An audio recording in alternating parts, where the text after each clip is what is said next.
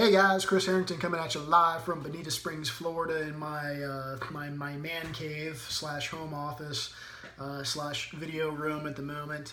I'm a realtor down here, and I've been thinking about doing this video now for a couple of days, simply because of all the buyers I've had and that I've encountered in the last few weeks.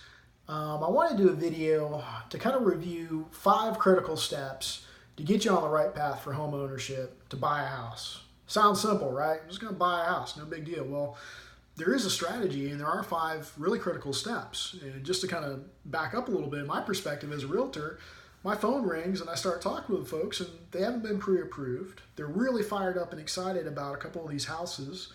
They want to go see them. As a realtor, it's my duty and my responsibility to only bring qualified buyers into strangers' homes that are listed for sale. I need to bring people that can actually buy the home and have proof of either funds or proof that a bank will give them a mortgage. So that's a really, really important first step. And the fun part of this is that a lot of times I get folks pre-approved with a lender, and their pre-approval is like a lot higher than what they thought they could get a mortgage for. And usually the husbands are like, oh man, there's no way I would ever have a $300,000 mortgage. We're looking at $200,000 homes, but I tell you, at $250 I could do. That's exciting to me. And we saw a couple homes that we really liked at $250. Oh man, that's great. That's awesome. But that also means that that same buyer's probably wasted the last 6 or 7 months looking at $200,000 houses when really what they want and what they can truly afford is $250. They just didn't know. They weren't empowered. So get that pre-approval, get your financing on track. That's the first step, okay? Also, this process is going to identify any little demons you might have in your credit closet. And I'll be the first to tell you, when my wife and I bought our first home, we got our pre-approval running, and I had a credit issue. I had no idea it even happened. Some knucklehead used my name and social security number to run up all this medical debt up in Tampa, and I knew nothing about it, but it was affecting my credit score. And that took me a couple of months to get that, settled up with a collection agency, and it was a mess. But I had no idea until I took that first step, and it would have made close to a $200 a month difference in our mortgage based on interest rate. So super important. Number one, get that pre-approval, get your finances in order so you actually have a real live working budget to work with. Realtor's not going to show you a house most likely unless you have that pre-approval, and you certainly can't make an offer. Number 2, work with your realtor to identify key lifestyle factors that will actually determine the location of where you're going to buy.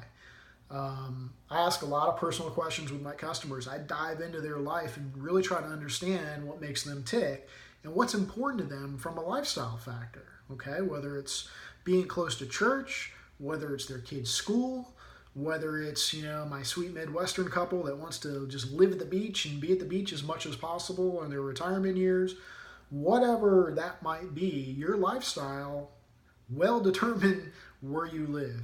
Guarantee it. Super, super important.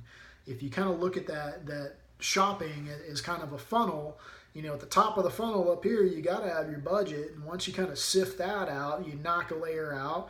Now you got your lifestyle and location. So you got budget, lifestyle, location. You knock that down. Now the sand's kind of getting close to the bottom. You probably just eliminated about 75% of the listings in your market. The last big shake we're going to give it, and the third key thing, is to identify the must-haves for your home. Okay? What would be a deal breaker if this home didn't have? For example, I had a couple not long ago, they had to have a 3-car garage.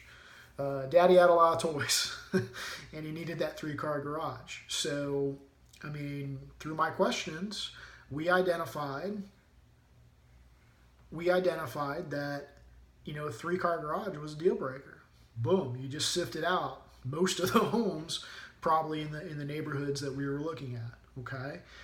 For some people, it might be we got to have 4 bedrooms, or we might have to have a pool, whatever that is. And again, only 3, because you don't want to limit too much. And usually there really are only a couple absolute deal breakers. Everything else might be negotiable. There might be a little give and take between the husband and wife, what have you. And that's fine. We just need to identify them to help, again, further sift out, trying to get to the bottom of that funnel. All right, so first one was get pre-approved. Number 2, identify your lifestyle, which will determine your location. Number 3, we just mentioned, we're identify up to 3 must-haves for your new home. The 4th one, set up that auto search, right? 4th one is ultimately at this point, definitely work with a realtor if you haven't gotten a buyer's agent, which is free to you as a buyer, by the way. But number 4, get set up on an auto search that digs into that MLS, and it really should be through a realtor, so that, you know, if there's a listing agent like myself where I'm doing my paperwork at the crack of dawn at 6:30 in the morning, I'm getting it loaded in the MLS. You know, you're living your life. You're going to work, whatever you're doing. You're not on the MLS searching at that point. But if you're on that auto search, when you do have a minute to check your email in the morning, boom, it's sitting in your email. Hopefully you saw it before the other 20 or 30 people that like that house saw it, and you can get on the phone with your realtor and go see it either that night or the next day. Be aggressive, be assertive in your search. Once you've gone through that process, you'll be excited about every home coming in your email, because every home coming in that email is what you want. It could be a contender for you, right? You're not sifting through all this garbage and nonsense that doesn't work for you. So again, if you're working with a realtor, you get that auto search set up for you. You know, you're not going to be getting a ton of listings. You're just going to be getting the ones that work for you, okay? And that should be exciting and empower you. The 5th and final step, again, really comes down to me or whoever your realtor is. We're going to schedule that showing, and we're going to negotiate an offer, okay? And I'm going to get on a soapbox for just a minute, because too many of my buyers skip everything else I just mentioned. They're on Zillow. They see the house, they call the realtor, it's a stranger. Now all of a sudden you're kind of doing business with the devil. I'm not saying all the realtors on Zillow are the devil, but with that 5th step being show and negotiate, you need to trust and know your realtor and have good communication with your realtor. If you're kind of getting this skeezy, I don't know if I like him or her, or I don't know if I can trust him or her, you need to find another realtor, folks, because, you know, this final step is really just the beginning. You're going to be doing business with this realtor from the time you go under contract all the way through the closing, 4 to 6 weeks of inspections. There's a good chance there'll be additional negotiations, whether it's, you know, repairs, or you're getting money back at closing due to things not being quite right in the house, whatever that might be. You want to be able to trust that realtor and have great communication. If you don't have that, again, go find another realtor. Ask your friends, family, neighbors, coworkers who they work with, who they recommend. The best realtors aren't always the ones that you see on the billboards and all over the internet. You know, it comes down to personal comfort level. So know and trust your realtor, and hopefully you've had a building relationship with them from the very start, again, pre-approved. And you've got a good feeling about him or her, and you can, you know, do some great business for years to come with them. That should be every realtor's intention, okay? So just to recap real quick for you guys, get pre-approved, get your finances in order. Number 2, identify the locations that work for you. Hopefully no more than 2 or 3 neighborhoods that really work for you. Number 3, identify your 3 must-haves, which leads into number 4, which is get that auto search set up.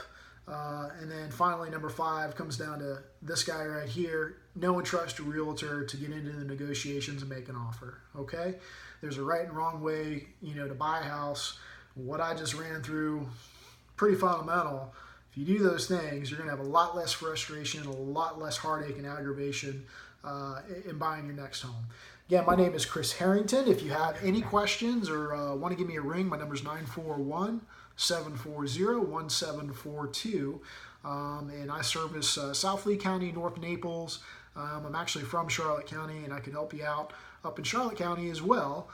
Be my pleasure. Hope you're having a great day, and happy hunting out there, everybody.